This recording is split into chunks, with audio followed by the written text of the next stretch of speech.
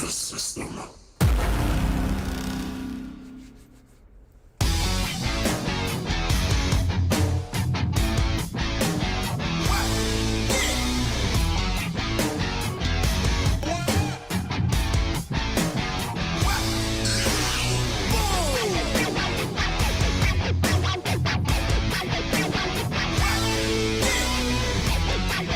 Ladies and gentlemen, boys and girls, children of all ages, welcome to Season 2, Episode 9 of the phenomenon known to every single person in the wrestling community as Saturday afternoon's main event.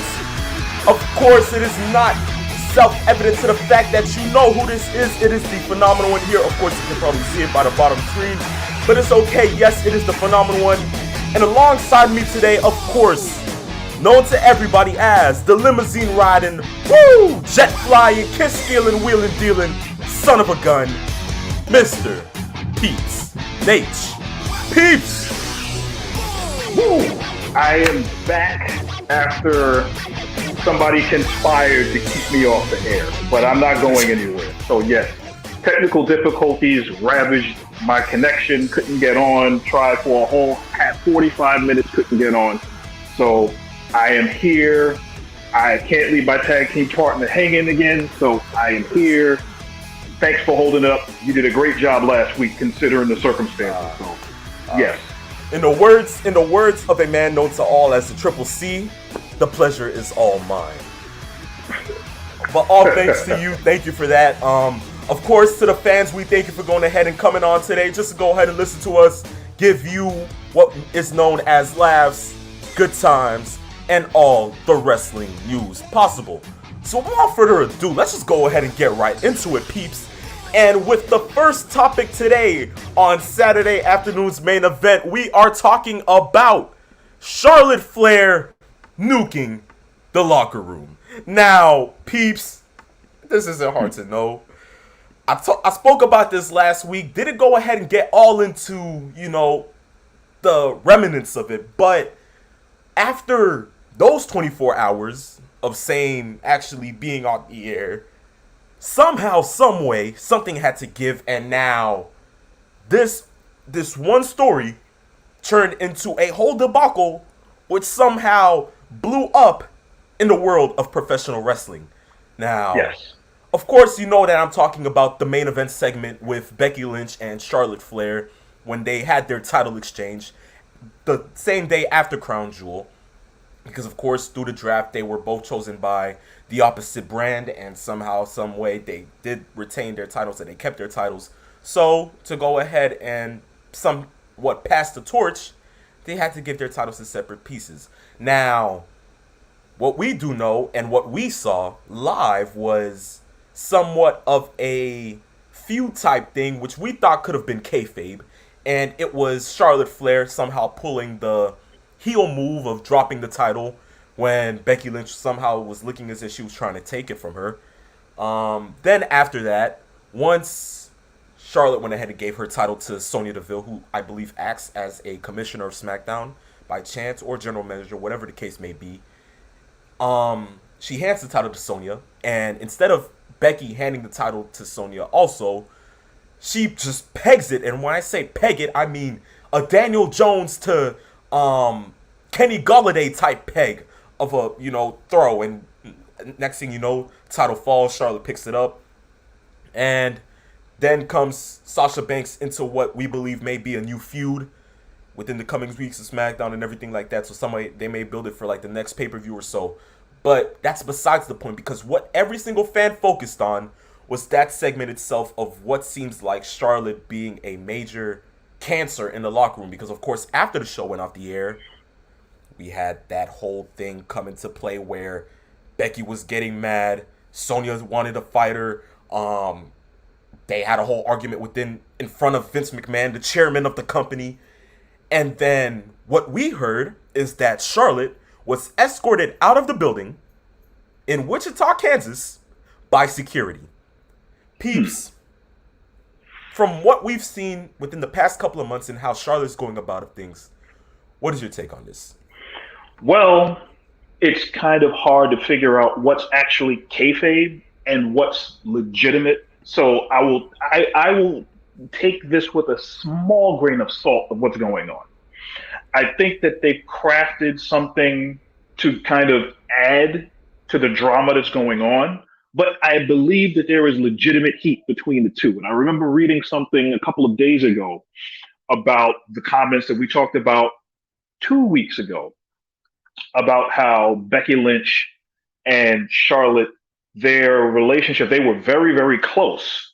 And then about a couple of years ago, Becky Lynch made comments that Charlotte Flair looks more plastic and she doesn't recognize what she looks like, alluding to her, I guess, the plastic surgery or whatever cosmetics she may have had over the years. Which obviously, if you've looked at Charlotte from when she was in NXT to what she looks like now, she does look completely different. But that's her choice. As far as what's going on behind the scenes, we have heard many, many times about stars getting a little too big for their britches, so to speak. Also, we know that in the wrestling terms and wrestling vernacular, we also know kayfabe used to be big, where if somebody had a feud with somebody, yeah, then something happens. But here is where I'm going to give you my ideology about what's going on and what I think is part of the problem. First off, if they're going to craft this feud, this storyline going where Charlotte and Becky are supposed to swap championships because of the draft, there should have never been a belt swap to begin with. What they could have done is if they're going based on, well, the higher ups want to keep these belts with this brand, and we can actually potentially have a champion drafted to another show, SmackDown to Raw, Raw to SmackDown, or whatever they come. Who knows? Maybe next year they might throw NXT in there, and the NXT champ might get drafted with the champ. Who knows what they do? But how about making a rule that the Raw Championship stays on Raw, and then the SmackDown Championship stays there, and whoever is the champion is exempt from the draft, or if they get drafted, maybe they don't get sent to the other show until they lose the championship. That would solve a lot because let's really be honest, that segment was a train wreck. It was absolutely awful. Similar to what they did last year when the New Day and the Street Profits were drafted between SmackDown and Raw, they swapped championships in a backstage segment, and then that was it. Of course, they did a little dance, they talked, they did a little whatever they did. And then that was it. But it's still silly because in my eyes and in the eyes of the people that watch the show, it kind of damages the credibility of how important the championship is supposed to be. If you can go ahead and say the belts are so unimportant that one person is going to chuck it on the ground and the other person is going to chuck theirs on the ground. Now, we know what was supposed to happen was that I believe it was supposed to be Becky Lynch that was supposed to throw the belt at Charlotte, but it didn't end up that way. Both of them looked very catty. It looked very real. And then, as you stated before, with the report of what happened in the locker room, and then there were other reports that Charlotte was pulled from other public appearances.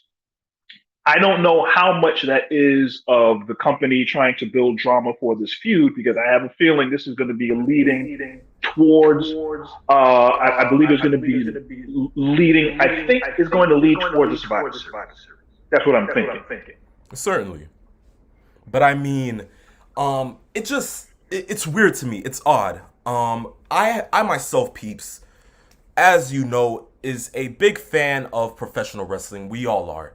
And within the logistics of it, when you have somebody like Charlotte Flair, who is, of course, the daughter of the one, the only, the Nature Boy, of course, not pertaining to Buddy Rogers, which is way past my time, but of course, Ric Flair, who, as everybody knows, was the dirtiest player in the game, biggest heel in professional wrestling for a fact. You kind of get the sense of thinking to yourself, whoa, what if this is just a shoot? What if they're just trying to go ahead and joke us around? Because, of course, we've seen this feud many times. We've seen Becky. We've seen, Charlotte go head-to-head. Why don't you think this may just be like, some type of debacle that may be implemented into the next Survivor Series just to kind of go ahead and get the feud going? That may be so. But once again, when you have social media and when you have news pertaining to it from inside sources that can actually tell you what's going on, it's evident to the fact of what's happening here. And as I said, through past instances, we have seen Charlotte really not care anymore. It's like she's just on a rampage, no pun intended. But it's like we've seen her go against Nia Jax, which of course, when we saw that, the slapping of the face, the little antics from inside the ring to outside of the ring. There was the time when she was actually, I believe, facing Rhea Ripley at Money in the Bank. Not Money in the Bank, I believe, but yes, it was Money in the Bank. And for some reason, what we heard was everybody chanting, "We want Becky." What did she do? Flip every single fan off in the entire arena. You may just say it goes with the gimmick. I may say the same thing also.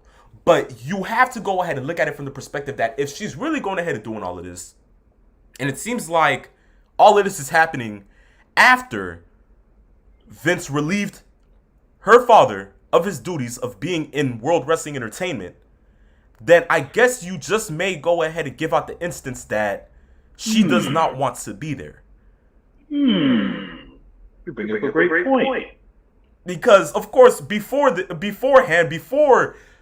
Nature Boy was released from the company, we would just hear about Charlotte dropping the title or Charlotte doing this or Charlotte doing that. Of course, you never heard about her taking matters into her own hands. Who was doing all of the work for her? The Nature Boy himself.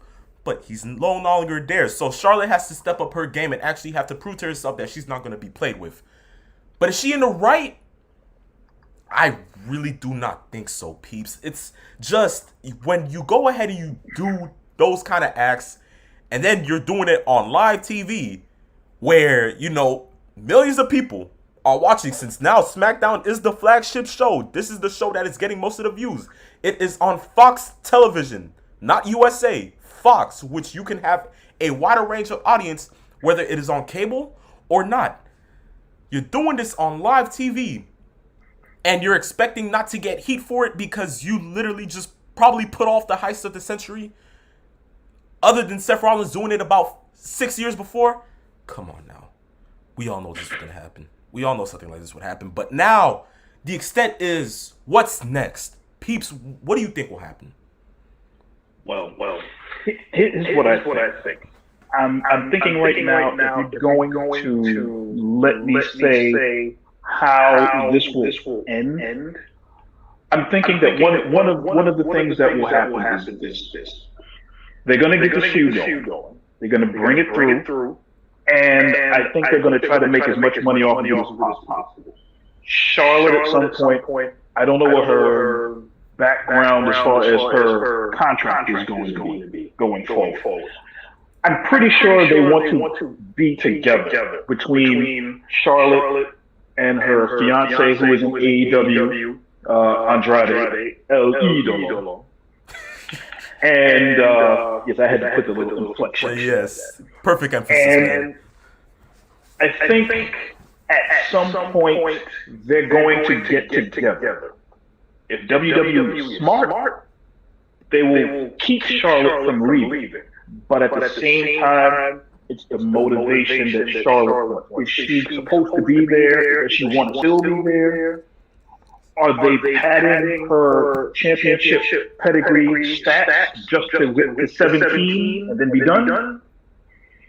I don't know. But what I think is happening now is that I think that going forward, the world will see why, as we're seeing everything now, we're going to actually see that Charlotte, and being probably the best wrestler on that roster, the best women's wrestler there. Here's the other dynamic that I didn't even bring up: is the fact that Charlotte wanted to, I believe, Charlotte wanted to actually have a one-on-one program with Bianca Belair, and I believe that was pitched to Vince, and Vince shot it down for some reason, going according to the sources. So maybe that has something to do with it. Who knows? But I think going forward, if this is going to be a problem, the last thing you want to have is internal strife with the supposed face of your women's division, and people in the back don't want to work with her if that is the case.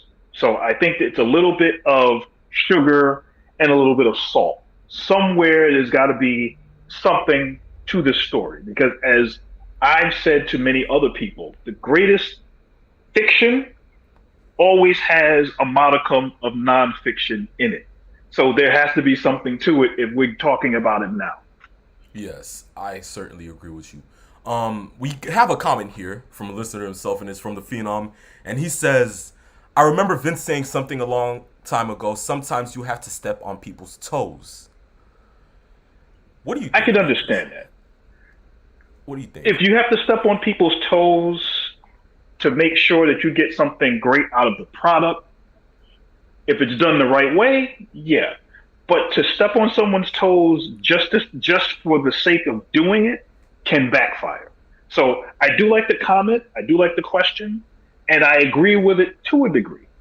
But I think the problem with Vince is that he perpetuates that kind of, I want to see somebody go out there and quote unquote grab the brass ring, as we've always heard him say over the years.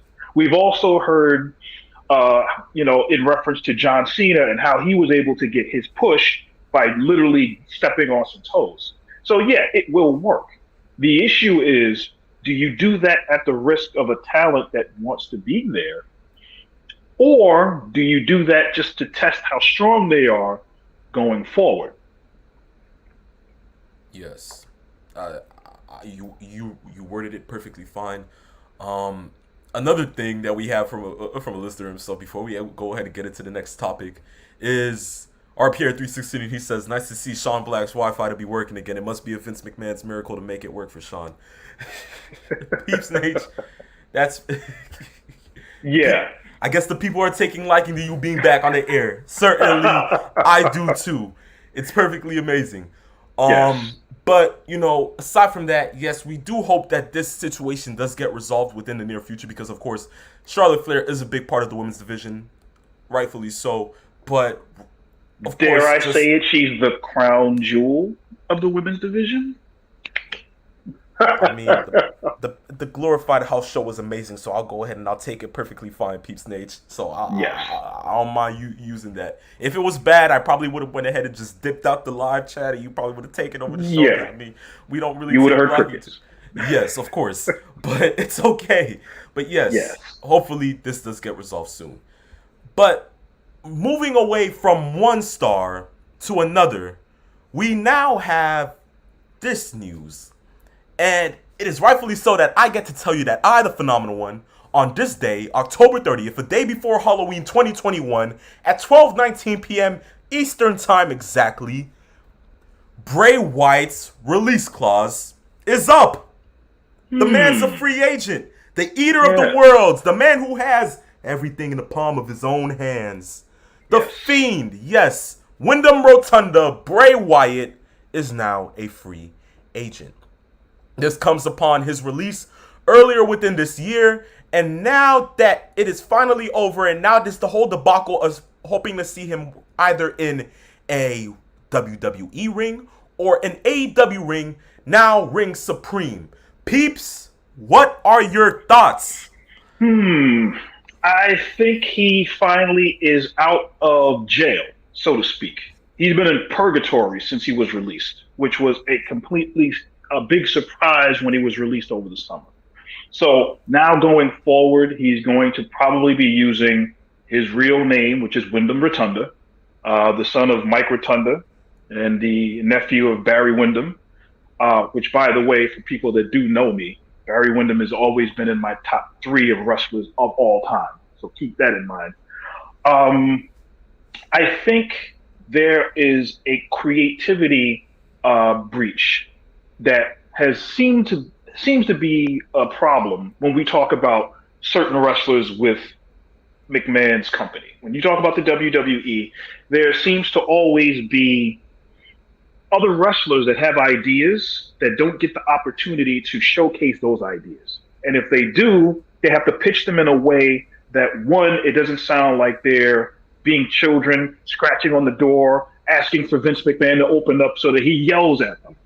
Second of all, we've heard stories of wrestlers that have come up with ideas creatively that Vince likes, and then he'll pull pieces out of it, craft it himself, and then do it his way and put it on a different wrestler. We've seen that before. We also seen, as a lot of other people call backstage politics, where people go to Vince's office to pitch ideas or to even talk, and they're too intimidated to go there, and they've been told by other wrestlers that's one of those things you just don't do. So we know that there's always that mindset going in when you work in that company. Now, we're talking about a guy who is immensely creative, immensely talented, has very good matches, and had crafted a persona that started when he was Husky Harris in NXT and turned into Bray Wyatt, the Eater of Worlds, which turned into who he became, which was the Fiend, and then the whole that dark Pee-wee's Funhouse kind of vibe going, and then there was a lot that evolved. And I think that of all of the characters outside of The Undertaker, outside of certain other wrestlers that were there, I think the Fiend's character had a staying power that grasped on. And the only reason why it grasped on the way it did, and this is the genius part of Wyndham Rotunda, is that fact that he took what he did in the past and built a continuity into evolving the character. And things that happened to the character in the past actually led to the growth of the character that he was using. And that's the reason why it's such a big, big thing. Now that he's no longer in the WWE, we don't know where that creation is going to go. Is he going to evolve it differently? Is he going to bring a brand new character, something fresh? I'm not sure. But one would be led to believe, since there was a picture that floated around a couple of days ago where he is close friends with the person that developed the Fiend mask for him. So I would not be surprised if there is an evolution of this Fiend character, but in a different way, and then we see his creativity go. And let's see what happens without the Vince McMahon filter on top of the creativity, and see where he goes from there.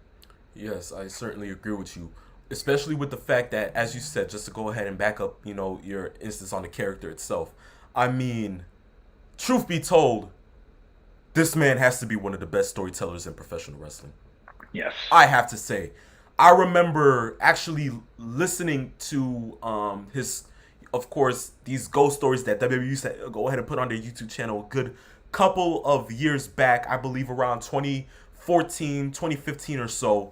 And he was sitting there talking about how he used to be a kid in the woods, and somehow this other creature, and he referred to him as he, and he said that, somehow he lost his slingshot, and somehow one day he found it in the forest in the hands of he. And somehow it was when he returned back to Sister Abigail, who we all somehow thought it was Alexa Bliss, but, we completely got the other, turnaround of it. But somehow he says he goes to Sister Abigail, tells her the whole debacle and the whole story itself, and Sister Abigail says, Bray, he's you. And you kind of go ahead and you sit there, he's like, what the heck is this man talking about? But fast forward 5 years later, and we get the incarnation of probably one of the most scariest stars in the wrestling business after The Undertaker, because truth be told, I have to say, I was never afraid for my life. And I completely left the whole childhood, times back where I used to be afraid of Taker, And I was like, yo, I'm a grown man. What is there to be afraid about a professional wrestling? Come on. And somehow when the Fiend came through my television screen, I was captivated. I'm sitting there like, this is just like, in the words of the puppet version of Vince McMahon, this is such good, Yes. but I was This is good stuff, pal. this is such good stuff. And then he hits the mandible claw on Mick Foley, which I have to say was the passing of the torch. And literally, just to give props to Vince McMahon again, I sat there and I was like, what a maneuver. But you're getting the point. I sat there and I enjoyed it because, of course, this was something that he referred to long ago, but somehow implemented it back into what he felt as if was a revamp of his career. And we saw it skyrocket. Of course, he won the WWE title about months before, lost it to Orton at Mania 33, I believe. And, we didn't really get that much of Bray Wyatt after. But I'm just saying, all of that just goes to show how big Wyatt is in wrestling and what he can do for the company for however long he wants to be there. Would be amazing. But I have to say, right now, you're stuck at a point thinking to yourself, what is he really going to do next? You really aren't sure what the man's capable of doing. Of course, to refer to what you were saying with Jason Baker, who's the guy behind the Fiend mask.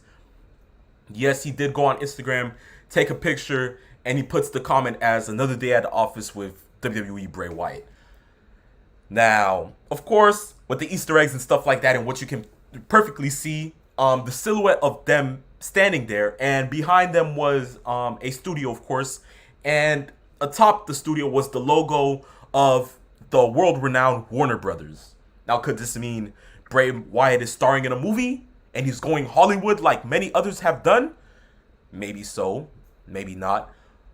But you certainly have to ask, okay, Bray, we certainly see you doing what you're doing. We enjoy what you're doing.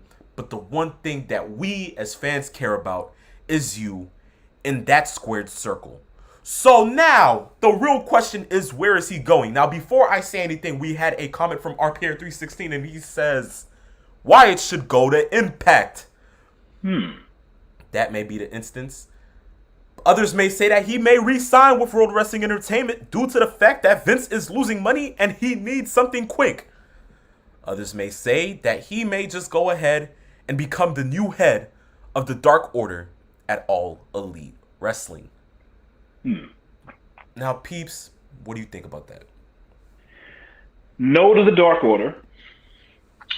Impact works because Impact actually is one of the few surviving professional wrestling companies that has a major deal right now as far as staying relevant. And yet at the same time, it's one of those things where it's like, okay, if Wyatt does bring something new to the table, is it going to get noticed and bring notice to Impact? Because we know AEW had their agreement that they were going kind of like a talent exchange, kind of like a working deal to try to get Impact a little more viewership over the last few months with Christian being the champ and all of those other things. And then at the same time, we also know that going forward, it would help AEW because then you could bring some of the lesser known names from Impact and get them a little more run by giving them a little more attention. So now we're talking about where Wyndham Rotunda would fit in, because I'm going to call him his real name from here on out. Of course. I think if he did something completely different, brand spanking new, and came in and did his thing in Impact, that would be perfect. I don't know if it would be some sort of cult, some sort of faction. I know he was talking about a cult of Wyndham at some point on his social media accounts. That could be something that to look into.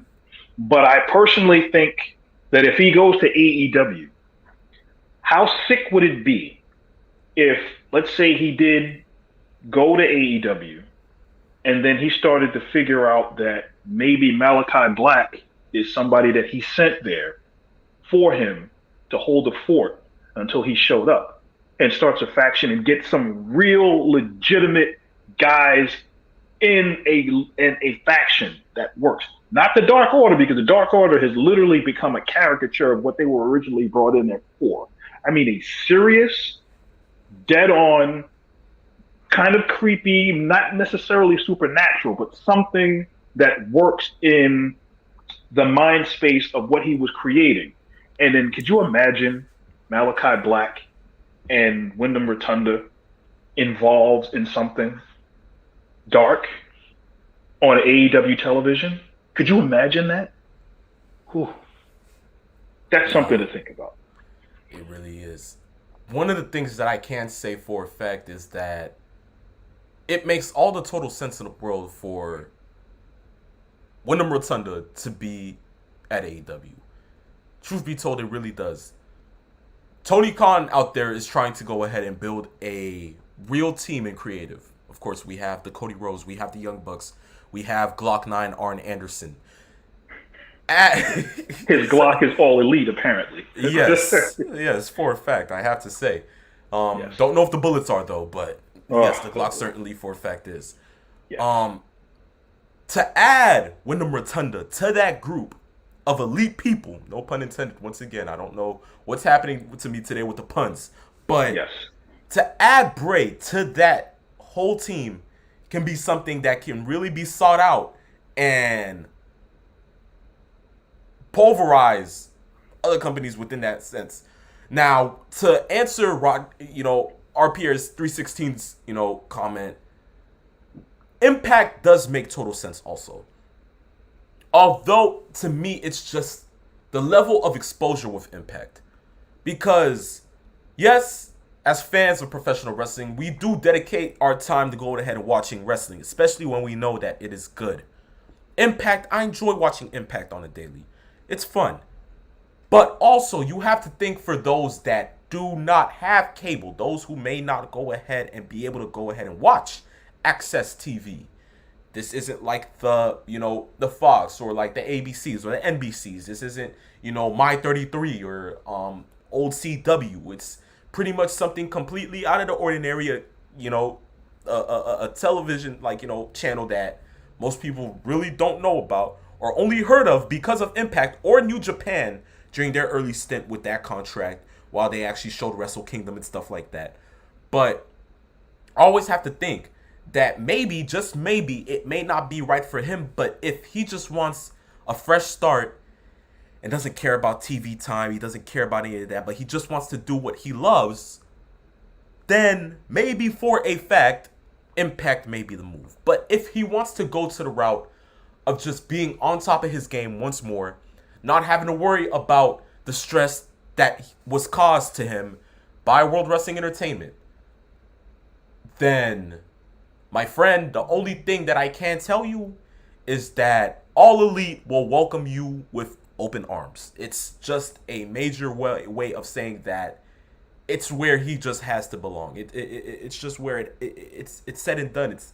This ain't what we wanted. This is what it had to be, in the words of Drake. But truth be told, Bray Wyatt, wherever he goes, will be a top face in the business. Not pretending to gimmicks or anything, but just a big face in the company. He always has been. We always knew what he was capable of doing, knowing his background and his history, and what he can be in the company, knowing that he, I believe, is a second or third generation superstar. Whatever the case may be, Bray Wyatt, wherever he goes, will be great. But to me, All Elite Wrestling is the location that needs to be set in stone. I guarantee you. Like I said, I have no issue if he decides to go to Impact and say, well, I'm going to state my claim and do something on my terms in a different company that people expect me to be in. But if you're looking for eyeballs and notoriety and a built-in fan base, and then I'm not saying that Impact doesn't have it, I know the one place that he probably won't be going is Ring of Honor, which we bring up at some point because of what they're going through. Yeah. But I think right now, AEW is probably the best fit. Now, as you said before, we won't be saying anything if he decides on Raw or SmackDown, all of a sudden, say a month later, he walks back in and he's back on the WWE television, and it's like, wow, this whole thing was just built up to whatever. I don't think that's going to be the case. But if it did happen, we'll all look like idiots. So I think the perfect fit for him would be AEW, and do it in a way that actually makes sense instead of going back and thinking the same tropes. Let's stick him with the Dark Order, because that's the first thing anybody thought of when he was released. Oh, he can go to the Dark Order? No. The Dark Order right now, although they do have a couple of wrestlers in that faction that can do something, it's kind of hard now to kind of reel back the fishing rod and expect to get something that's different than what you've been broadcasting on your television for the last 8 months of a kind of like a comedy trope now. Since Mr. Brody Lee's passing, the Dark Order really hasn't been the same. And it's only the Dark Order in name only. So. Yes. So I guess whatever the case may be, whether he's behind the scenes or like, in the ring itself, it's just the matter of seeing Bray Wyatt doing what he does best. Correct. That's all we want. It's just that constant where you go ahead and you sit there and you think to yourself, like, I remember seeing this guy go ahead and actually make his debut into WWE. This man, within his first 2 years of being in the company, went against two of maybe the biggest blockbuster attractions in the world of in the world of professional wrestling at back-to-back WrestleManias. From John Cena, which that show brought the house down with the storytelling, and then reviving back The Undertaker at WrestleMania 31 in Silicon Valley. And then from there, of course he didn't, go against anybody that next year's WrestleMania, because that was just a whole, crazy debacle, and we didn't go ahead and figure anything about. But then the year after, somehow gets his time to shine of walking into WrestleMania as WWE champion. So we know that this guy is a certified star. We always knew that he had it in him, but it's just a matter of where he goes ahead and displays that talent. Yes, and like I said before, you have to temper the creativity with focus. What we're seeing in AEW is that a lot of the wrestlers have creative control over the development of their characters, which is great to a point, as long as they don't go to one extreme or the other. You have to be able to kind of laser focus it in. And I think that's where the balancing act has to be. If indeed he does go to AEW, where is he going to go? What is he going to do? And then who do you feud with? What kind of matches are you going to have? And what is the overarching story that you want to tell with whatever character he develops and brings wherever he goes? I think that's what's going to be the bigger determining factor as to how successful he is going forward away from Vince McMahon's company. Yes. But certainly for a fact, I said this when he did get released, and I'll say it once again now, Bray, we wish you all the best. We want to see you do something good. But, if you're listening, if somehow, some way this somehow gets to you, go to All Elite Wrestling. You ain't hearing from me, people. Just saying. But, aside from that, we'll go ahead and we'll move into the next topic itself right now on today's episode of S.A.M.E. And that is AEW's working relationship with Impact being over. As you alluded to, Mr. Peepsnage, within our last topic, yes, it is now over. That whole thing is now nothing. It is now pushed off the precipice of God's green earth. So what do we look to now? Knowing the fact that Impact is somewhat trying to go ahead and make it out on its own after what we saw as a pretty good pay-per-view of Bound for Glory, of seeing Moose go ahead and somehow cash in and claim the Impact World title.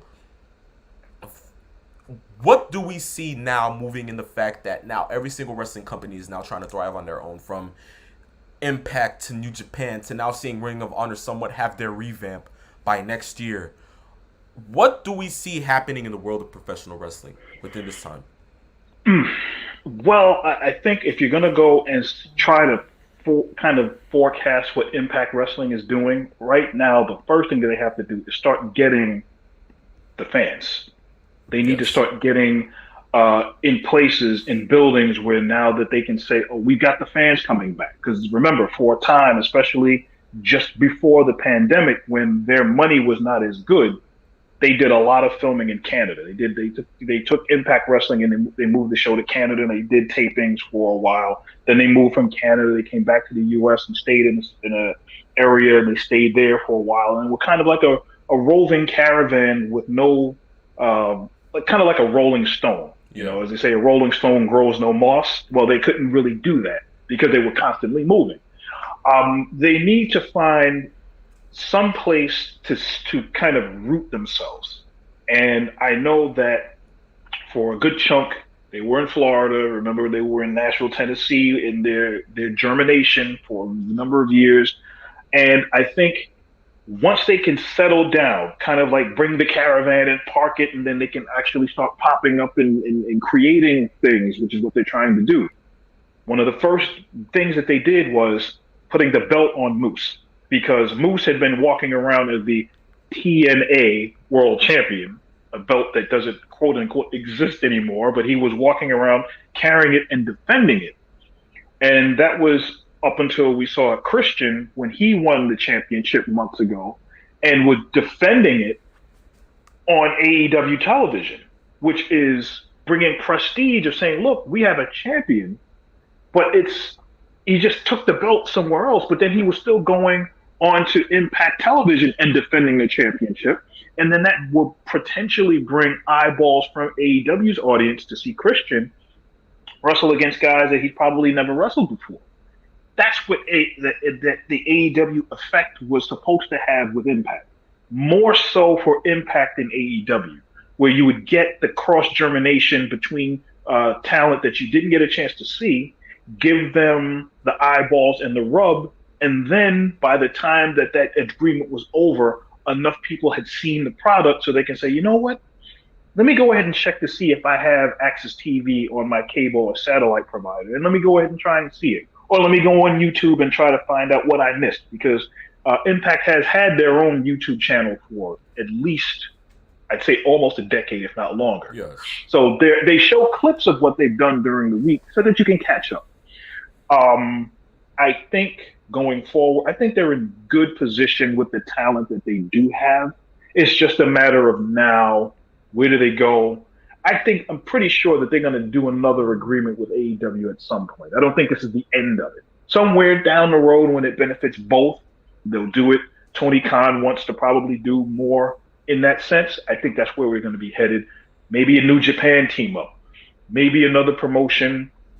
Maybe they'll start signing other guys. And we'll see what happens. But Dixie Carter did a lot of damage over the years to Impact Wrestling that they're still not fully recovering. They haven't fully recovered from. Yes. That's where they're going to have to try and get over the hump. And then the next chapter of it is to get the fans back hungry for the product. Yes, I mean, I was just about to go ahead and bring that up because as you just said, and as I'm about to tell you right now, this isn't Dixie Carter's TNA. This isn't, Impact from 2013, 2014. This isn't even Billy Corgan's NWA / global wrestling network that Jeff Jarrett did in conjunction with him. So, yeah, this is something different. And I'm just bringing that up. The NWA, which is run by Billy Corgan, is doing a pretty good job getting eyeballs online through YouTube. And with that old school vibe, it works. Let's see what they do here going forward, and hopefully Impact will do something similar. Yes, but without a shot of a doubt, we do know that there will be more, I guess I can say, partnerships within, coming years, months, whatever the case may be. But with the news that we heard this past week, as you alluded to also, was Ring of Honor and what they're doing. I wouldn't be surprised, truth be told, peeps. I would not be surprised if somehow, some way, AEW brought out TNA. No, not TNA. Ring of Honor. The fact of the matter is, Ring of Honor does have a lot of good talent. We do know this. But now with the way that they're trying to go ahead and move around with their contracts and everything like that, that's not somewhat working. And we all know this. So now they're trying to go ahead and look towards a revamp and somewhat of trying to go ahead and really bring back professional wrestling. Though now, pandemic is somewhat going back to the past. And now we're trying to move forward with things, although it's still in the loom. But They're trying to go ahead and change something out of that way. Now, only way I guess I could see something this big happening is, Shad Khan going ahead and saying, something, Wembley's already in my arsenal. Oh man, United. Fulham's for me. Once again, I own Trevor Lawrence and the Jacksonville Jaguars. And my son is the caretaker of probably one of the best professional wrestling, sources in the nation today. Why not go ahead and buy out Ring of Honor? Why not go ahead and add more to his roster just so he can go ahead and have more talent on his television?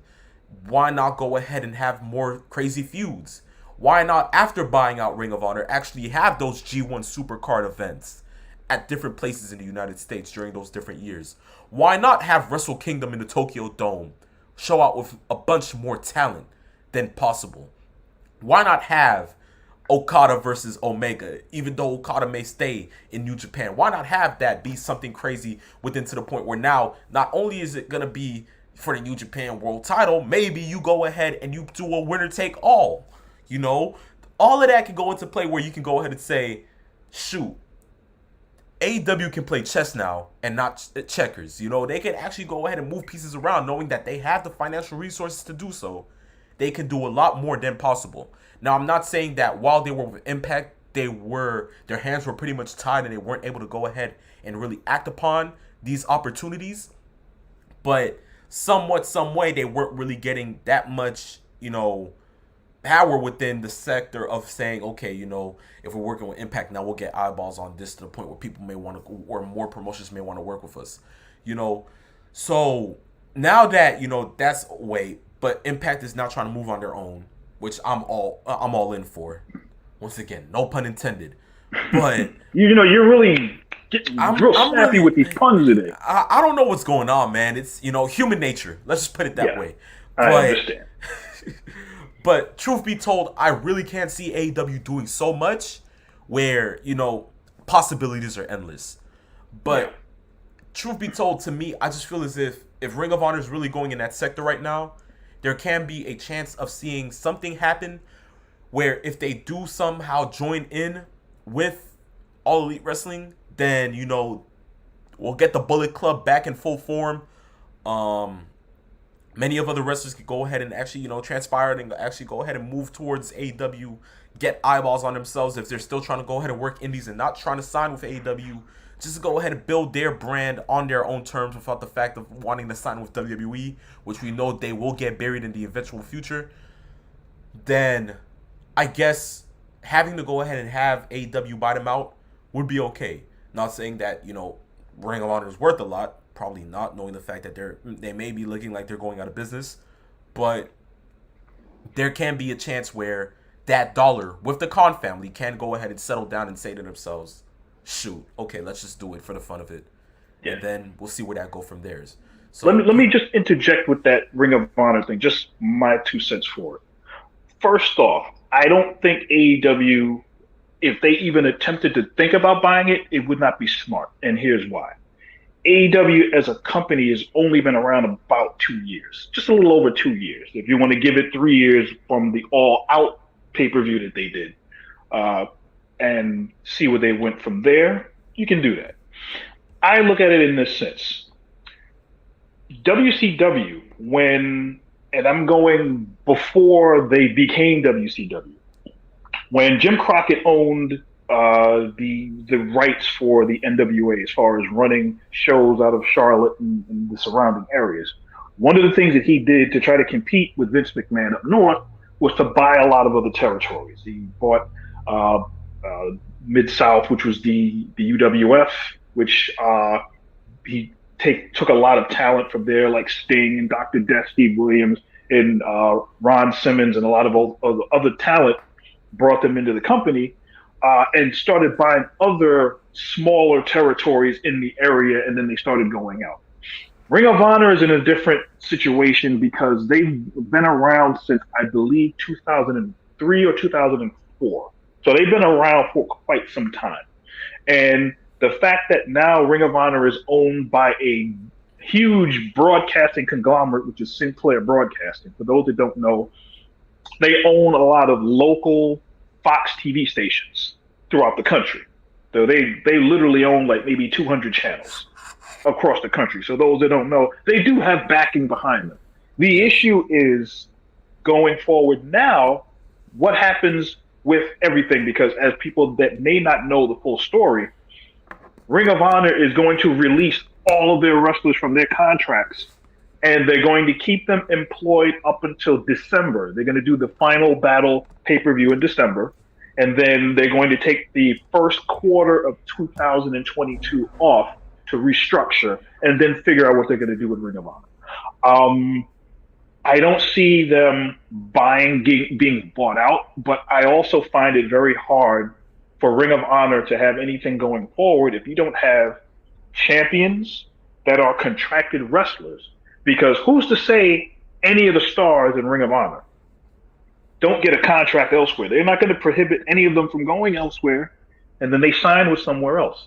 And then if Ring of Honor is like, okay, it's April 2022, we're ready to get rock and roll, and we're going to start moving, and you've got guys signed with AEW. Somebody signed with Impact. Someone signed with Major League Wrestling. Somebody went to New Japan. You're going to have a whole lot of issues. So I don't see that happening, but I just want to keep my fingers crossed that Ring of Honor survives this, because I love the company. I love Ring of Honor. I love what they stand for, and I love the product. That's what I want to hopefully happen going forward, that they can survive this. Yes, I mean, of course, from the early days of having Ring of Honor at Hammerstein Ballroom, or having those good shows at different locations in New York, to seeing them have some of the biggest stars in the company pre their superstar eras. I mean, even with Punk, I remember when Punk left, and he literally signed his World Wrestling Entertainment contract on the Ring of Honor World Title, and I remember actually watching that and think to myself, wait, so he's going to WWE, but he just this is pretty much a real type move from Alundra Blaze, just really not caring about the title, or we've seen it happen many times in ECW, and with the NWA title, but of course we still know that I believe 10 pounds of gold is still something that is still dominant in in the case of titles, but we don't have a problem with that. But we've seen it happen so many times where when I saw that happen, I was like, oh shoot. But still, I was still in the sector of Ring of Honor, because Ring of Honor was the indies. It stood for everything nice. It was guys on the come up trying to go ahead and make a name for themselves on some different scene, just so that when they get to the big leagues, they'll be able to go ahead and survive on their own names. That's what we live for. And I mean, from the Adam Coles to the Marty Scurlls to the Young Bucks to Samoa Joe to Jay Lethal, all of that ties in and shows you that Ring of Honor has always been what it needs to be for fans of professional wrestling. Yes. But now with what they're going through, all you're afraid of is not having to hear about this anymore and hearing that Ring of Honor was just something in the past. This needs to be something that needs to be resolved quick, along with many other things. But with this whole contract situation, as they said, they're trying to go ahead and restructure them and trying to move forward with this by next year. Hopefully they stick to their plan and they try to go ahead and execute this to perfection, because the last thing I need is to hear that Ring of Honor is no longer a thing, or they somehow go bankrupt. That's all the case needs to be. But it's funny because now we went through, the first 3 topics on the first half of episode 9. And, it's great because now we get to the fun part, which is the questions. And peeps, the questions last week, they were really fun. I was really looking forward to it, but it's okay because, desperate times have to call for desperate measures. But have you back now? Oh, yes. Let's just go ahead and get into it. The first question itself comes from Tua is a GOAT 13, and he says, I feel that WWE can actually turn Charlotte's real life situation with the company into a box office storyline. What do you think? What do you guys think? Okay, Tua is a GOAT 13. I guess somebody is a diehard Tua fan. So yes, and I like the handle. I've seen it before. It's actually cool. The one thing that I will say about what's going on with Charlotte, I think, as we talked about a little earlier in the show, is the fact that it can be done. All it takes is a modicum of just a little bit of continuity and a little bit of common sense, and you can do that storyline and make it great to build. The problem is, does the WWE trust the writers, and do the writers have enough control over the situation that they're going to be in lockstep with Vince? Because let's really be honest, the only reason why the writers are there are to placate McMahon. McMahon is always the end all be all. Anytime you get anything going, even though he has Bruce Pritchard and Kevin Dunn to kind of be the intermediaries around him, nothing happens without Vince's say so. If they decide to do a big Charlotte storyline with Becky, or they decide to unify the championships, they decide to take this to WrestleMania and have a one-on-one and make that the main event, something along those lines, they could do something like that. And they could pull from a number of things. They could talk about that what happened in the past. They could bring up the pregnancy part. They can do a lot of things to make that storyline interesting. But as you've heard me say before, it stops, starts, begins again, and ends again with Vincent Kennedy McMahon. And if he does not care about it, because we know how mercurial he can be, he can sign off on something today and shoot it down before he goes to the bathroom. It's all dependent on what Vince thinks works for his company, how he feels in a certain day, what somebody said in a meeting that he may bring to the forefront, anything like that. And I think that's what kind of helps and harms at the same time, because we've seen many storylines start off great and then fizzle out like that. So I think that could be the case, but that's all going to be dependent on all of those factors. Yes, I certainly agree with you on that. So thank you to Go 13 once again. Peeps Nate says that he loves the handle, so maybe you may just want to go ahead and keep going with the handle, or in my mind, if you really want to go ahead and keep on living, just change the handle. But moving on from that, we have the next question from, not really a question, but somewhat of a comment, and it's from Woke Pack Chief 02, and he says, AEW is fulfilling my dreams of seeing thumbtacks in a hardcore sector ring again. Thank heaven. Is he wrong? I mean, I look at it like this. Thumbtacks in wrestling matches have a place. The problem is it's overdone. And I think that although I like a great violent match as much as the next person. We're talking to somebody that watched a lot of barbed wire matches, a lot of cage matches, a lot of scaffold matches over the years. So yes, I have seen plenty of, not even before they started to coin them hardcore. I got into a lot of those big feuds that I used to see. Blood feuds that would end with somebody going through a table or somebody getting pile driven on the steel steps, something along those lines. Thumbtacks, if they're used in the context of whatever the match is, okay. The problem is, it can, if it's done the way that I've seen it done in certain instances, it comes across as, it's almost like cheap pop. It's like, you're going to get a pop from, okay, there's the bag, oh, they're the thumbtacks, and there they get into the ring. Yeah. The match that happened on Rampage, which we're going to talk about, that had thumbtacks in it, fit based on the participant involved. But there are a lot of times when we see a quote-unquote hardcore match or a feud, somebody has to pull up the thumbtack, and it almost becomes a cliche. It's not necessary. It can be used to enhance the dangerous element of a feud or of a match, but I personally think it's overdone. That's just my personal opinion. I certainly can vouch for that, especially with the fact that AEW has used thumbtacks twice within the last week, not only in a sector of a match, but also in a segment. The segment that I'm pertaining to is the segment on Dynamite with Darby Allin going ahead and hitting Wardlow in the back with a skateboard, embedded with with thumbtacks. So I guess you can say that yes, it is overdue. The one thing that I do have to say is that yes, I feel as if it should just be used. It should be taken for an instance like Hell in a Cell back in the day.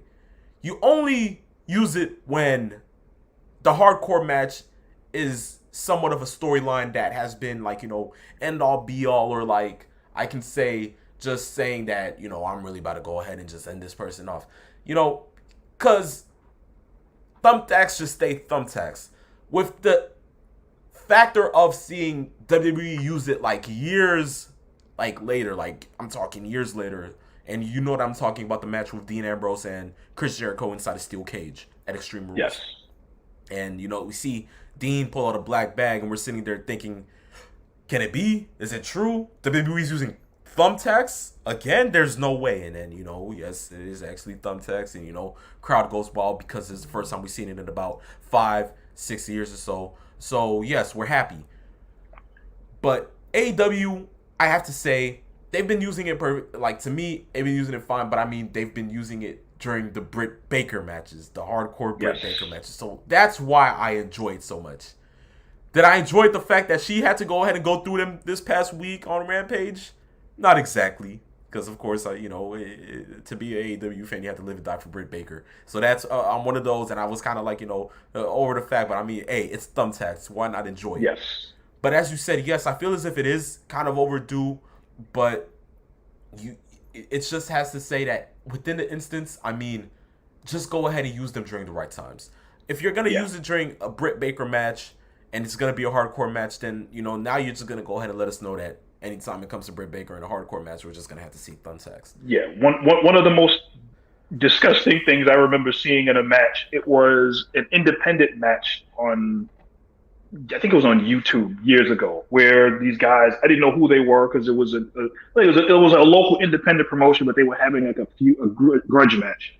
And one of the wrestlers actually did, if you remember, a gourd buster, what Arn Anderson used to do, which was pick somebody up in the suplex position and drop them face first on the mat, did that on thumbtacks. It was one of the most violent things I remember seeing. So imagine taking a gourd buster face first onto a ring full of thumbtacks.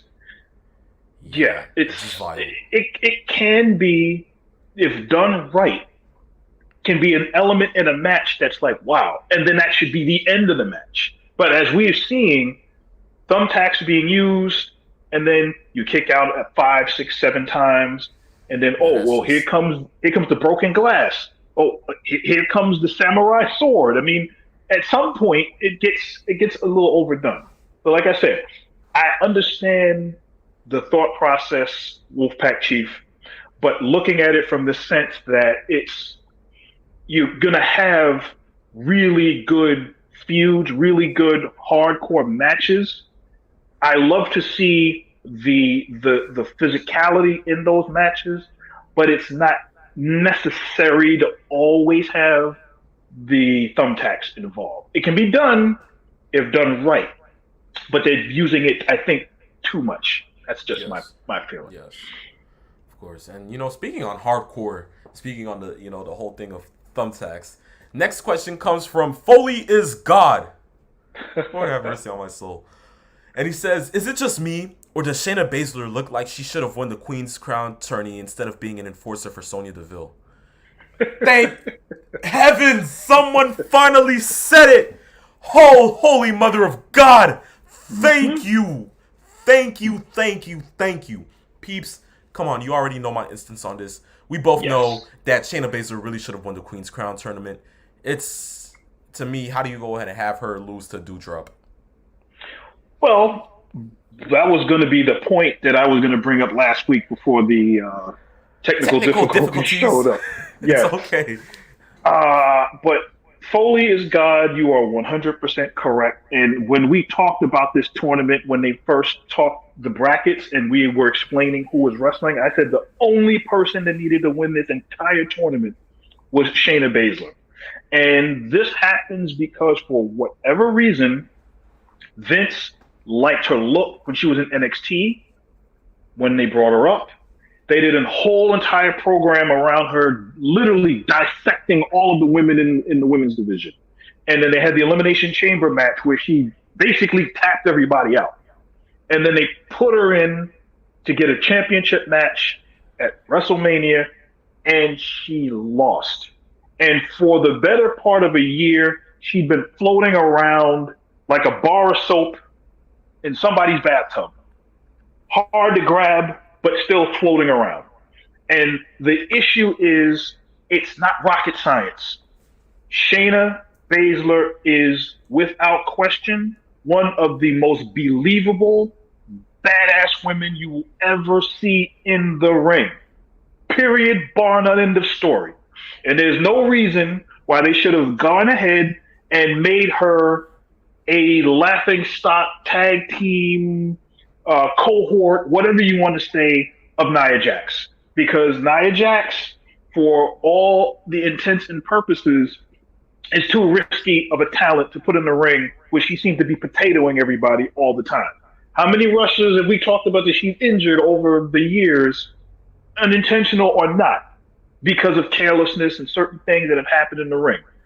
Also, Shayna Baszler seems to have been disrespected in the eyes of the company in the way that she's been portrayed.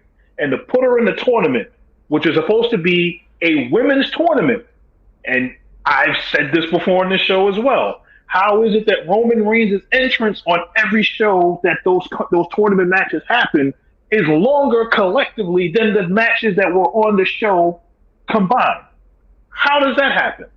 That's part of my problem. Shayna should have won this tournament. She should have stretched everybody. And if they were going to go with her matches are quick, the ones that would have been believable would have been her stretching everybody out in 45 seconds, 2 minutes. Oh, well, she took somebody's arm and yanked it out of the AC joint and beat them over the head with her own arm. Yeah, that would have made sense because it's believable. Not the stuff that I saw in this tournament. I'm sorry. I just went off on a rant. You're okay because you know what? I'm good. Just to go ahead and give the fans a peace of mind. After you did it, guess what? I'm gonna do the same thing. So peeps, get your popcorn, get something to drink, because I'm gonna go ahead and go off on this. Foley is God. You have lit in the fire inside the Phenomenal One. Why? Because of this exact reason. Tell me exactly why.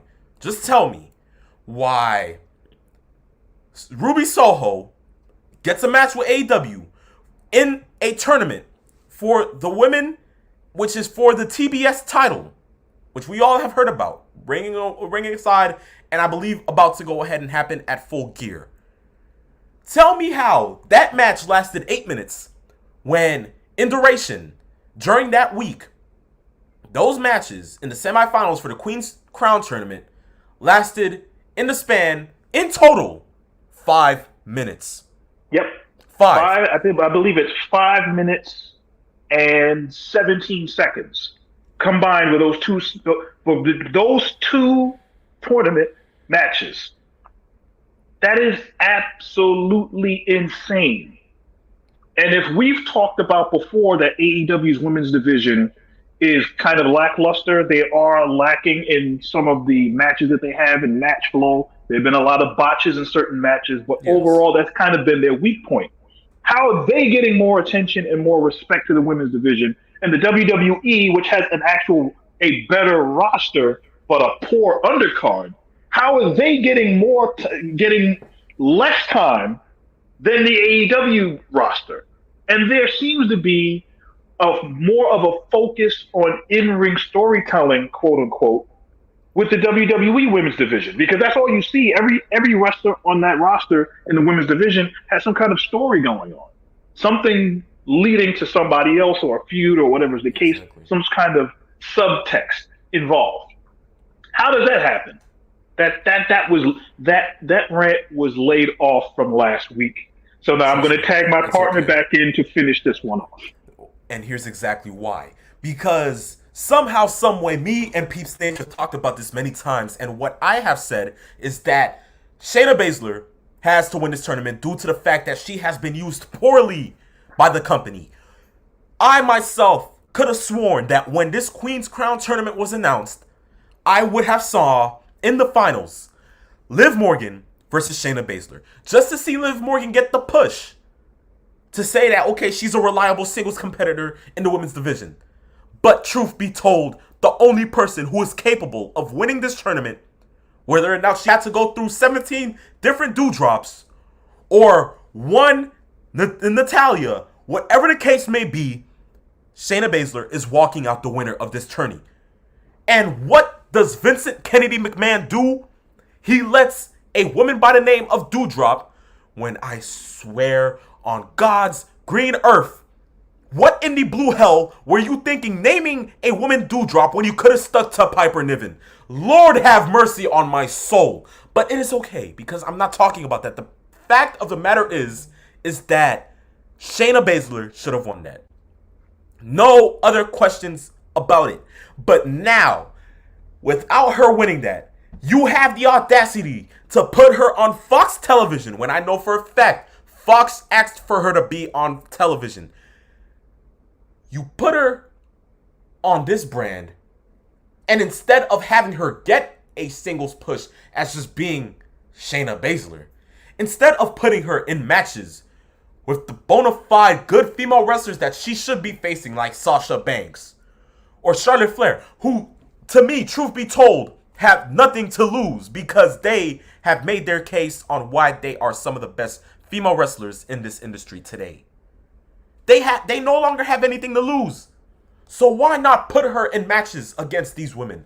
Why not go ahead and actually push her to be something instead of being a caddy for a woman of nature known to all as Sonya Deville? No offense to Sonya Deville, she's doing her thing. But as a matter of fact, she lost to Mandy Rose. So is there really something for me to go ahead and say here? Peeps, I hate the fact that, yes. you know, Phenomenal One, just calm down, ease your pain. We understand. Okay, listen, Foley is God. Me and Peeps Nate, we side with your comment. Shayna Baszler should be a single competitor that is dominant as any other woman in this industry. She should be holding titles. She should be out here cutting some of the craziest promos. As Peeps said, she should be grabbing a woman's arm, breaking it, and beating her over the head with it. That is not the Shayna Baszler we remember. We remember Shayna Baszler as one of the biggest forces in the NXT Women's Division. We remember her as the woman who would go ahead and have her arm hit the ring post, pop it back in, and then finish the match off in a Caribou clutch. Yes. That's all you need to know. That's the perfect way to end that. That's all you have to say. So, Foley is God. You have my peace at mind. Yes. And you get the championship belt for that question. Exactly right.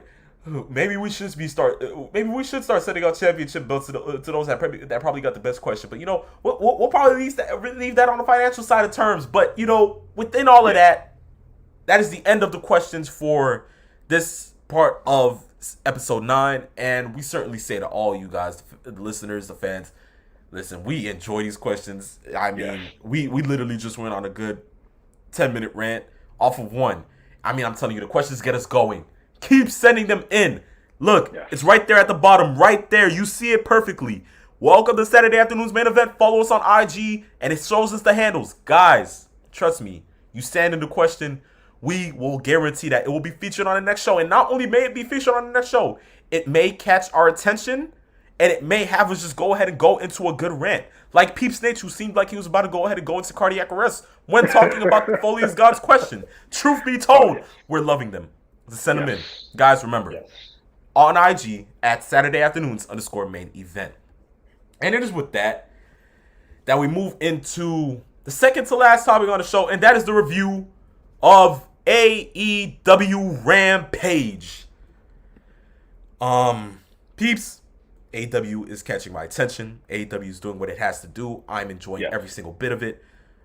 The one thing that I have to say is I do not like the way that they set the matches, as I can say probably not in the right order. Because before we get into the show, which I have to say was probably one of the best Rampage shows to date since CM Punk debuted in Chicago, this has to be one of the best Rampage episodes. And before I get into that, I just have to say the reason why I don't like the order of matches is because this match that you're seeing on screen right now, right there, you see what I'm talking about, put on an amazing clinic. Yes. But for a fact, I guess because they probably wanted to go ahead and have the kids that were watching SmackDown go to sleep happy, what did they do? They put this match on first.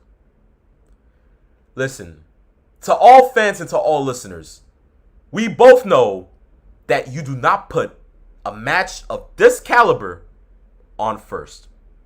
We know that you have to go ahead and put the other matches before and hopefully pray that those matches at least set the tone for what is to come at the end of the night, with this match being the last one. That certainly wasn't the case, and that forced many fans to go home early after this match was over. And I have to say, the matches that followed were pretty good. So, that, Tony, work on that. But, without further ado, let's get into this. This being the first match of the night, World Title Eliminator Tournament, Bryan Danielson versus Eddie Kingston. Peeps. This was definitely my favorite match of the entire week. Without question. This match had it all. It had strong style. It had technical wrestling. It had brawling. It had psychology. It had a really good work rate. There was elements of danger, especially when Danielson was suplexed on the concrete, the Saito suplex that he took on the floor. And then, of course, as far as I'm concerned, when you can see the damage that a wrestler takes, for those that think wrestling is quote unquote fake, for those that don't think that wrestling is something that actually can do damage, when I see Bryan Danielson's chest look like a lawnmower was ran over it back and forth for 20 minutes, 25 minutes, that is the true nature of a match. This was a match. This is something that you don't get to see as often in WWE as far as of that caliber. And there are times when I criticize AEW for some of the booking of their matches and how the things that they do. This match was perfect. The attitude of Eddie Kingston going in, the way that Bryan Danielson went into it, like, I got to prove a point because I want to win so I can get a crack at Kenny Omega. The heart that they had back and forth, the fans standing up literally on their feet almost the entire match. Yes. There was always an element of danger that, man, Danielson might actually get hurt as physical as this match is. This is what I look at wrestling for. To see a war like that, those two guys literally beat the hell out of each other for 25 minutes and gave the fans that paid in attendance, the ones that were at home, if they weren't looking at the World Series and they were looking at this, they definitely got what their eyeballs wanted, which was two believable athletes killing each other for a championship opportunity. And that is all I can ask for when I look at a wrestling match. And I got all of those elements involved, and that's what I loved about this match. And I actually texted a friend of mine while the match was going on and going back and forth. I was like, wow, this is a great match, back and forth. I love what I'm seeing. And by the end of the match, like, I'm exhausted. I'm tired. And I wasn't even in the match. I was exhausted by the end of the match. That's how you want to feel after watching a match like that. I mean, it was towards the ending for me. It was after Bryan hit the suplex. And then, literally, after he hit that from the top turnbuckle, he tries to apply the submission. Kingston hits him with a DDT. And I'm like, wow. Then they get up, start slapping they start slapping the heck out of each other. I'm just like enjoying it. And I'm like, taking in every second. And it's like, oh.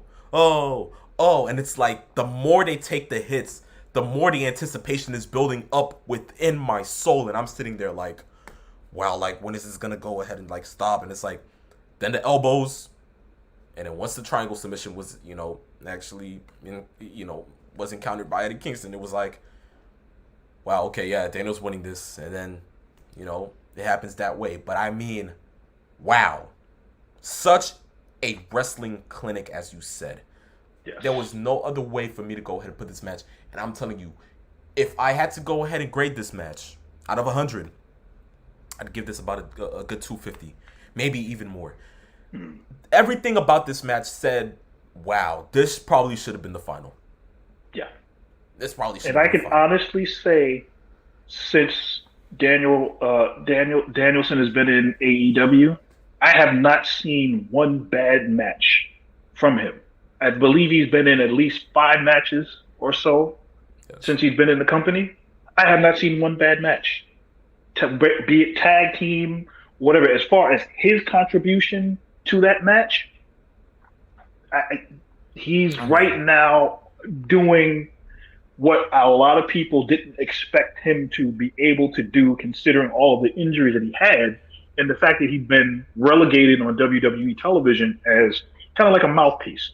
Yeah. He wasn't having matches like that anymore until toward the end, that last feud that he had for WrestleMania. Going out, that was kind of like, he can have those kinds of matches. He's a stud. He still has it. Exactly. And Eddie Kingston, give him all the credit in the world. For those that may not like him, I watched Eddie Kingston when he was in Impact Wrestling. I watched him when he was in New Japan. I know what the guy can do, and he showed you what he can do. He's literally an American version of Kenta Kobashi. Period. Facts. Truth be told, you're not even wrong with that. But I'm telling you, these guys showed out. But I'm telling you, Tony, this really should have been the main event. I don't know what you were thinking, man. But it's okay, because we got one of the best matches of the night, of the week, maybe sore of the month, and we really enjoyed it. The next match, I have to say, you got 2 guys. High-flying abilities, top tier. That match right there, I have to say, I really enjoyed it itself. And that match was Dante Martin versus Matt Sydal. Now, truth be told, I'm gonna be honest with you. Both of these guys are humble. Why? Because I actually got to go ahead and speak to both of them at the last AEW event that I was actually at recently. These guys, I'm telling you, to actually talk to them and actually ask them, like, how much time you take out of the week to actually practice your high-flying ability. Truth be told, these guys say they spend hours on box jumping. The amount of times they practice on a mat, they're 450 moves, different types of drops. I'm sitting there and I'm thinking to myself, you guys really spend that much time on it? Like, hours and hours, like, and it shows you that these guys perfect what they do. That match last night, trust me, high-flying clinic. I enjoyed every single minute of it. The one thing I have to say, that flip into a cutter, I mean, yes, just wow. I mean, that right there just tells me. I think it was phenomenal. Phenomenal. Oh Lord. Oh Lord. Yes. Thank you for that. I'll take it. Yes. Kudos to the name itself. I mean, yes, it was amazing. And then, just to follow that up with a double springboard. I mean, shoot, peeps. Yes. Like, what else can I say? The guys just just to see those guys doing what they do best. And I mean, of course, Evan Bourne, I've watched him for many times. I remember the first time I actually got to go ahead and see him do his thing was Mania 26, and he did his airborne off a ladder. Trust me. Yes. I know what he was capable of, especially after the fact that he probably got one of the best RKO. He got RKO the best way possible. And, yes. Doing the shooting star press and getting caught with an RKO in midair, that's kind of hard to ignore. You can't counter that at all. Like, from all the other RKOs that I've seen, that is perfectly the best one at top. So, but I mean, with this, oh man, I mean, both of these guys are getting their fair share of work in AEW. I'm certainly enjoying it. What do they have in plans with the future? We don't know, but please, I want to see. I probably want to see these guys in more ladder matches. Yeah. Because these guys can pull off anything. After what I saw last night, these guys can pull off anything. And it makes you wonder when Dante Martin's brother comes back from his Oh, injury, because he tore his ACL and he's been exactly. out literally for almost the whole year. What's going to happen then? Because Dante Martin with his brother as a tag team were really good. Dante Martin as a singles competitor has shown that he is a star. And he's only, what, 22? Exactly. And he's got Leo Rush now backing him kind of like as a manager. I think that there is something there. And I think that when we look at this going forward, now you can say we're building a new credible, maybe a TNT championship contender for Sammy Guevara at some point. Maybe Matt Sydal will team up with him at some point because Matt Sydal's brother was hurt, which is the reason why this match was initially supposed to be a tag team match. So sometimes out of accidents, happy accidents become even happier discoveries. So we'll find out what the plan is going forward. But this match was an absolute joy to watch as well. As I remember reading, for those that were at the in the building at the time, there were fans chanting, "We want flips, we want flips." I hope that the fans don't think that this is all that they should be getting out of these guys, because there's supposed to be some psychology involved Yes. and a logical way to tell a story in the ring without devolving into a high spot fest. It were a lot of high spots in this match that were involved. There were a lot of high flying maneuvers, but there was also some good technical wrestling as well. There was still some good pacing involved, as evidenced by the previous two matches that they had. So they have a chemistry to have great matches. Now let's see if they take that going forward. Personally, I would love to see Dante Martin get in the ring with CM Punk. Oh, I would love yes. to see what that kind of a match would be. And not to say that, he's on his level, but I think to see a match where he can kind of test himself to where Punk is.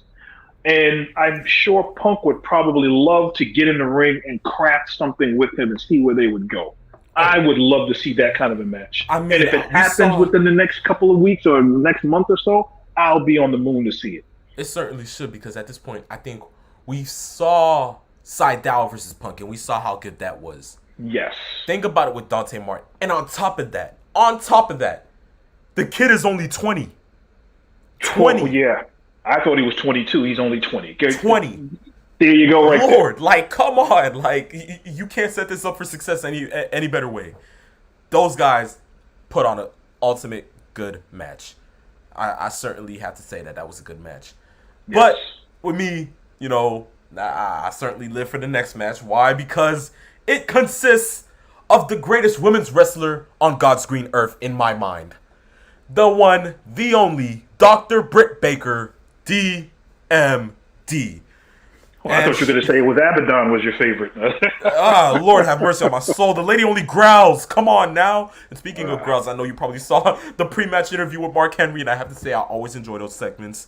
And, Henry asked her a question. All she does is just growl with the most senseless expression possible. And I'm sitting there just laughing off, and I'm just like, hey, what else would you want from it? But Abaddon versus Britt Baker. Trick or treat fight. Great. It was great. It wasn't everything that you'd probably want. It wasn't like a Thunder Rosa versus Britt Baker, who I have to say Thunder Rosa is probably the best female wrestler Britt Baker can possibly work with, because their matches are always amazing. Yes. But, this match was okay. Yes, with, Baker having, Jamie Hayter and Rebel around her, just go ahead and at least settle the score, because of course we all know that if they probably weren't at ringside, there's a big shot that, her body would have been broken in half. Kudos to JR. But the one thing that I have to say is, to all those that, shout out to Peeps Nage, to all those that say that wrestling is quote unquote fake, did you see those table spots? Oh, yeah. Yes. And the fact that they didn't break just made it look a lot more painful. Come on. Yeah. Come on. I mean, I'm twice? pretty sure it probably was more painful. So, yeah.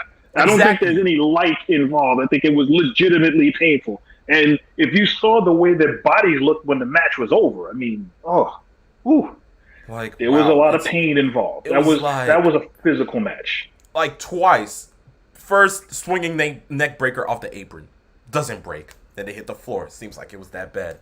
Then, somehow, Baker suplexes Abaddon. Still doesn't break. I mean, come on. What else do we have to say?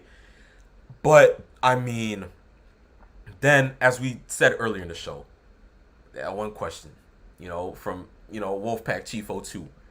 The thumbtacks. Somehow, close 2 count. Okay, probably the thumbtacks aren't, that big of a reliable, end-all, be-all.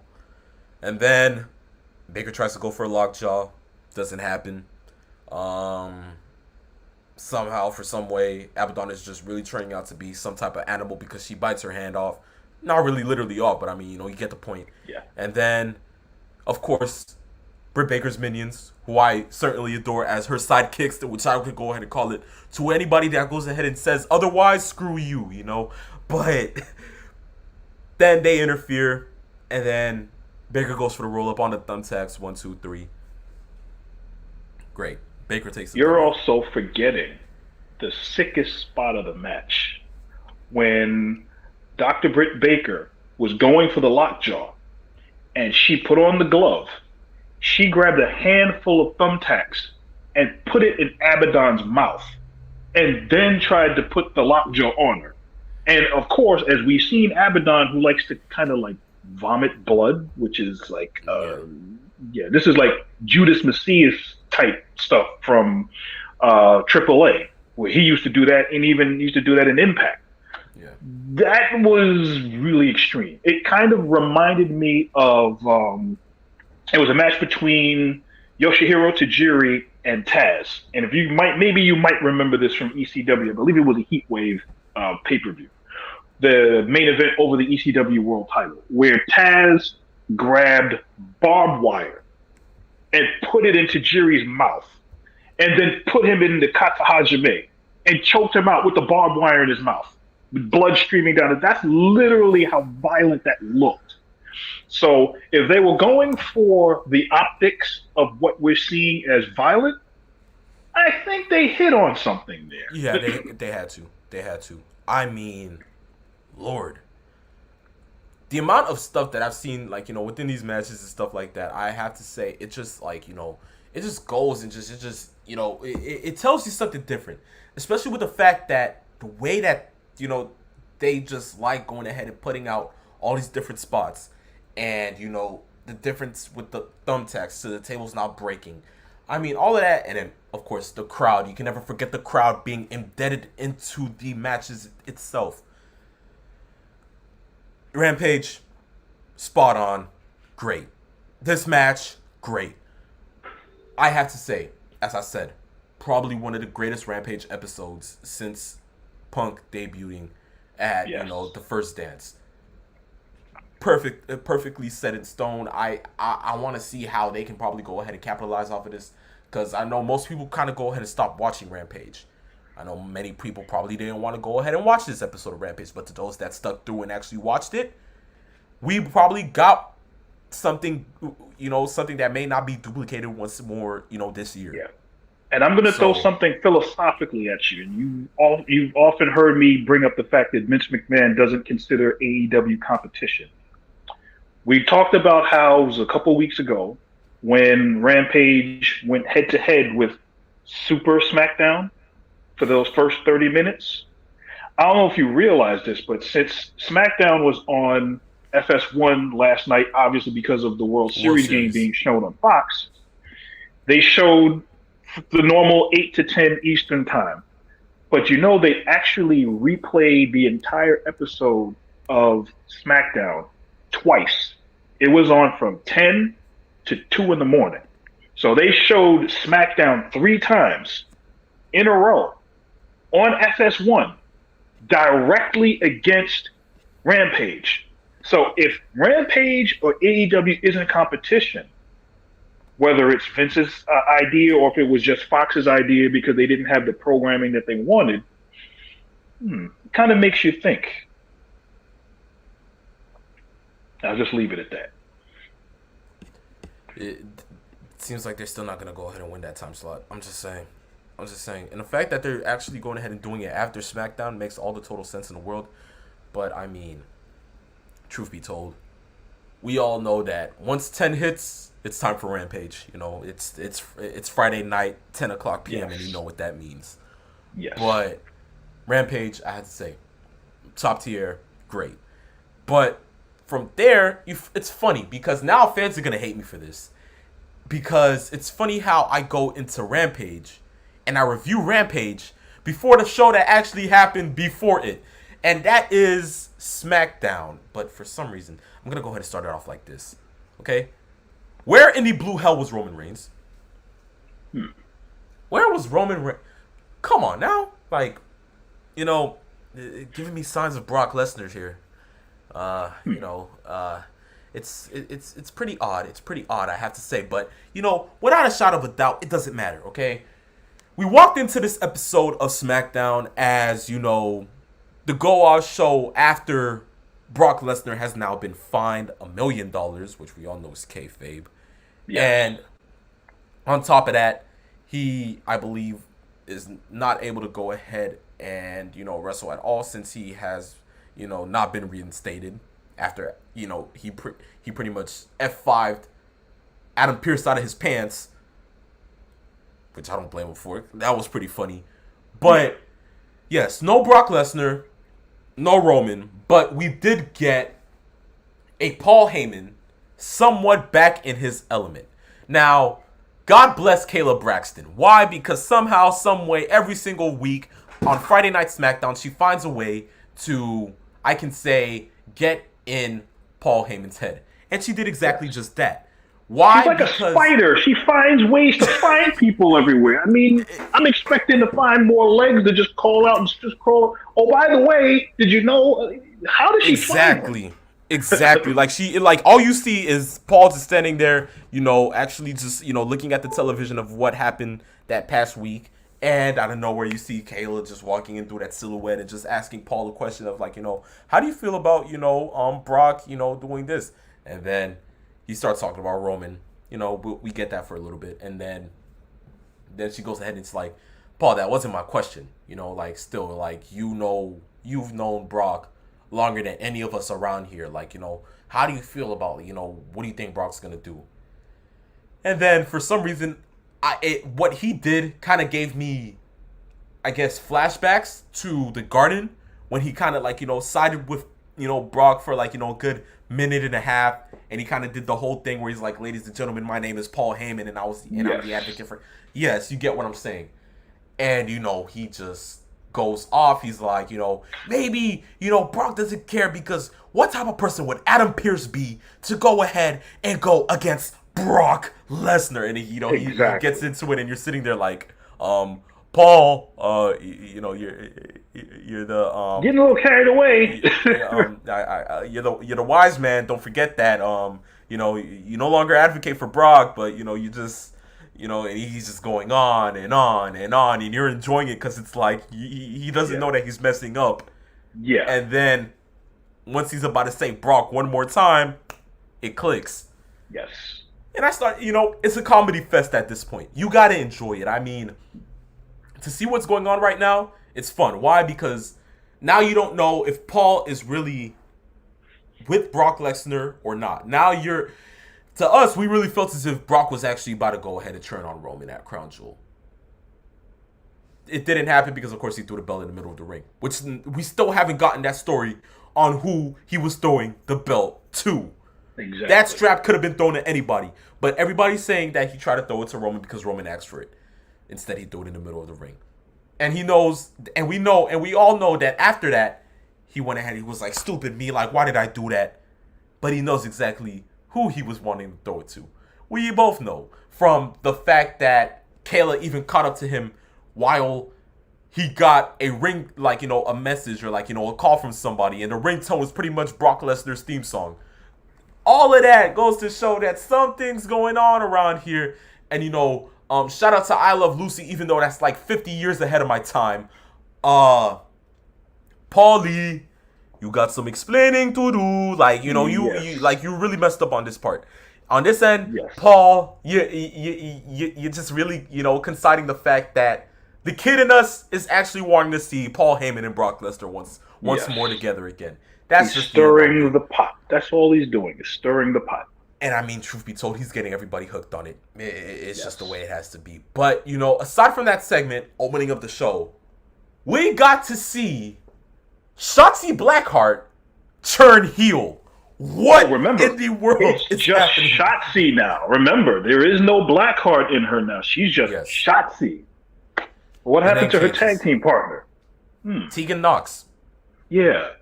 Who seems to have been swallowed into the bowels of the Aurora Borealis, never to be seen from again. Where are you? Oh, that's right. This company doesn't know what they're doing with some of these people. And by the way, this match with Charlotte, which I liked how they set it up, because they're going on the whole Charlotte is conceited, Charlotte is this, Charlotte is that. It falls into the whole Nature Boy, Charlotte Flair moniker. Yes. Fight somebody that you haven't wrestled before. Okay, I can do that. And then there goes the mindset of, I didn't realize wrestlers are able to book their own matches. I thought that's what the quote-unquote Adam Pearces were for, and the Sonya Devilles were there for. They book the match. Oh, book whoever you want. Okay, fine. And I'm sorry. This match was, I won't say it was a botch fest, but there were a lot of mistakes in this match. There were, it was not good. And we know how Vince is when it comes to certain wrestlers, when they try to get them from quote-unquote NXT. It's like, this is the first time I get a chance. I like her look. She got a tank, come to the ring. She's perfectly fine. Let's get her in the ring. And that was the match that we had. Not good. But, I mean, it's the aftermath for everybody else. Like, Sasha comes out, pretty much comes to the aid of Shotzi. And then, out of nowhere, Shotzi just beats her into a corner, obliterates her, and we're sitting there. The beating was more, the beating after the match, what she did to Sasha, was actually much more believable and entertaining than the match. And that's not supposed to happen. That's the reason why I looked at it as like, what? I was texting a friend of mine while I was watching the show. Like, I didn't expect this to happen. And she's over. She's got the green hair. She got the outfit, the goth look. She howls at the moon like a vampire or a werewolf. And she comes to the ring with a tank and is shooting football missiles into the ring. And it works. And now all of a sudden she's a heel. And it's like she's only been on SmackDown for about a month. Huh? Like no build up to it, like act it makes no sense. Face, and then just like have her lose matches or something. And I mean, pretty much yes on her, first time, like not only her first, it wasn't really her first time being on the show, but her first time facing Charlotte Flair, and this happens. Yes.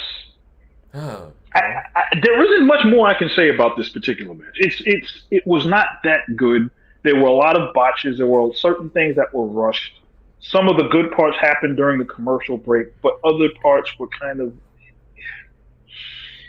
I'm not using this to down Shotzi. It's that it was too soon to put her in the ring with Charlotte, especially since she'd been in a tag team with Tegan Nox, preferably to kind of hide some of her green, the green in her, and mitigate certain things that she wasn't ready for within the match, especially going up against literally the best wrestler in the company.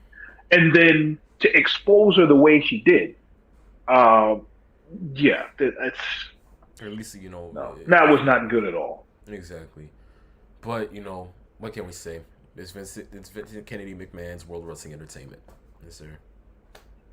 But, of course, through all of those segments, we also had another, Trigger Street fight.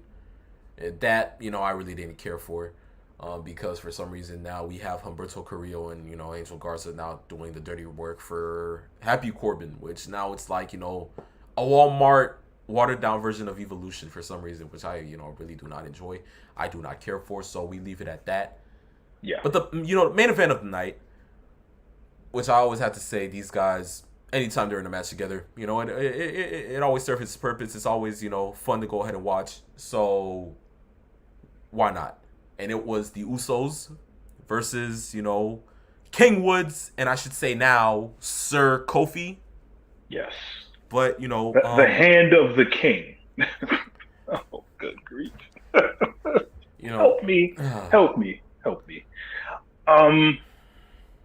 I thought the match. Well, first of all, anytime the New Day gets into a match, whatever combination of the three went against the Usos, you always had a pretty good match. So that wasn't the issue. I think going forward, I think it was weird, as you stated, there was no Roman Reigns being pervasive on the show. He was kind of like the shadow creeping down on the show, like, well, where's Roman? Well, what's going on? And we had the subtext of what happened with Paul and what he was saying about Brock and all of the things going on. And then in the middle of this coronation of Sir Kofi, we had the Usos come in and interject what they wanted to do.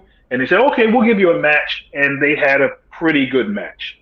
But it was kind of the same rudimentary formula that they have where it's safe, but also they have good matches between the two teams. So it's not anything that we haven't seen before. But yet at the same time, if you just coronated Xavier Woods as king, and now his best friend and tag team partner is his right-hand man, how do you have the result that you have in that match happen the way it did last night? And that's part of the booking that we talked about that's always been a problem watching SmackDown and watching Raw, specifically watching Raw.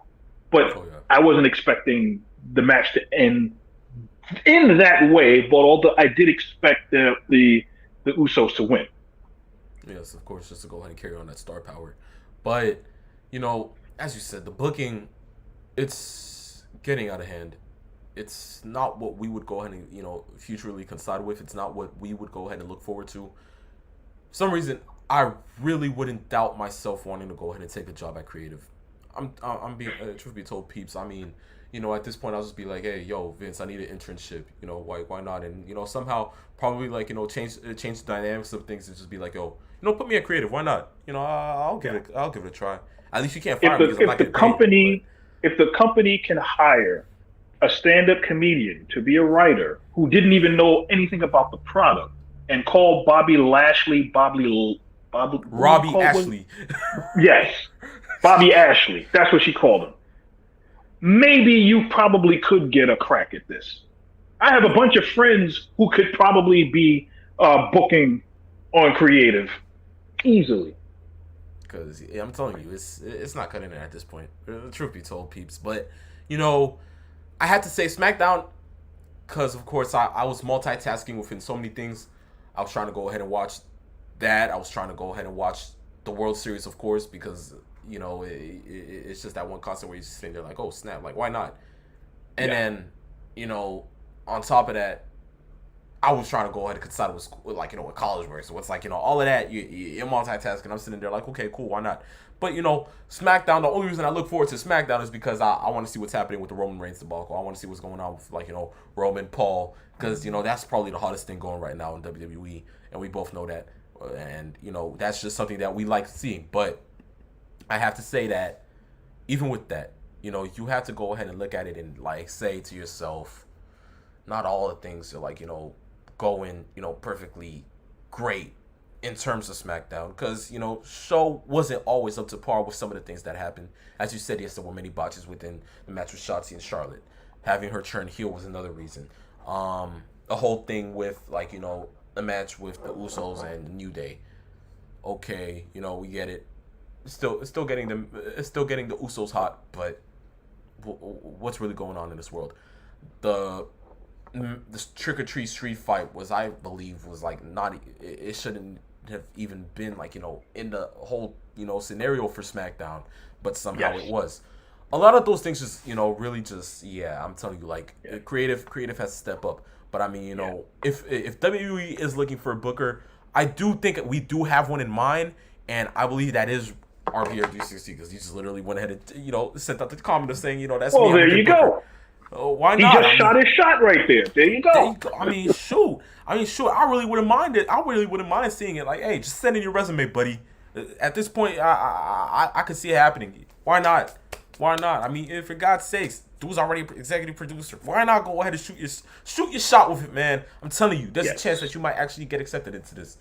Hopefully, at this point, I am thoroughly convinced that the room that are writing the show are literally a bunch of salmon that they just pull out of the ocean and have them write something. That's literally what's going on. Because for a lot of the things that, like I said, there are elements that work, but more often than not, it's more hit than miss. I mean, more miss than hit, especially within the last few weeks. So they can't do it on a consistent basis. You'll get an actual good Raw here and there, but for the most part, the show suffers. You look at SmackDown.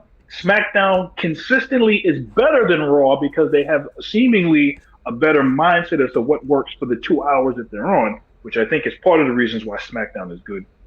They need to cut that extra hour of Raw out. But I digress. But SmackDown has strengths. It has weaknesses. But I think the weaknesses that we see is in continuity, stretching things out, and at the same time, building the right stars and pushing the right people. That's something that they just don't seem to do well enough. And I think that's where I will leave it right now, because it's too infuriating sometimes. I don't blame you, man. I really wouldn't blame you. But it's great. You know why it's great? Because, we really just went ahead and got through everything within a span of, like, a good hour and 55 minutes, where we go ahead and we always aim for. I have to say, peeps, having you back once again for this one, oh yeah, it was really great. It was really great. I mean, I really wouldn't want it any other way, man. We did what we had to do. We set out. We literally had a really good show. So I mean, it's always great to go ahead and actually have tag team partner go ahead and come together and actually give to the people laughs, good times, and all the wrestling news possible. Yes, and to have the phenomenal one actually speechless. I did my job. Oh yes, you really did do your job. But without a shot of a doubt, to the listeners, fans of Saturday Afternoon's Main Event, thank you for going ahead and coming through and listening to us once again for episode 9. We really appreciate you guys supporting us, and we really appreciate you guys actually taking your time to listen. And Peace Nation and I, we really enjoy this. As fans of professional wrestling, we feel as if it is our job to go ahead and give to you guys what we believe is good times and all the wrestling news possible itself. And we really felt as if we did our job today. And as always, guys, go ahead, check us out right down at the bottom at Saturday Afternoons_Main Event, and on Twitter at Saturday Main. And just go ahead and check out the next news. If you want to send in questions, feel free to do that. Want to go ahead and talk to us on the low, let us know. Trust me, we are here for you guys and you guys as fans. And it's with that I leave you on this episode of Saturday Afternoon's Main Event. That I, the phenomenal one, and I, Keith Nate, we came, we saw, and in the words of Paul Heyman, we conquered. We conquered. See you next week for episode 10. Thank you. Peace. Love. Goodbye.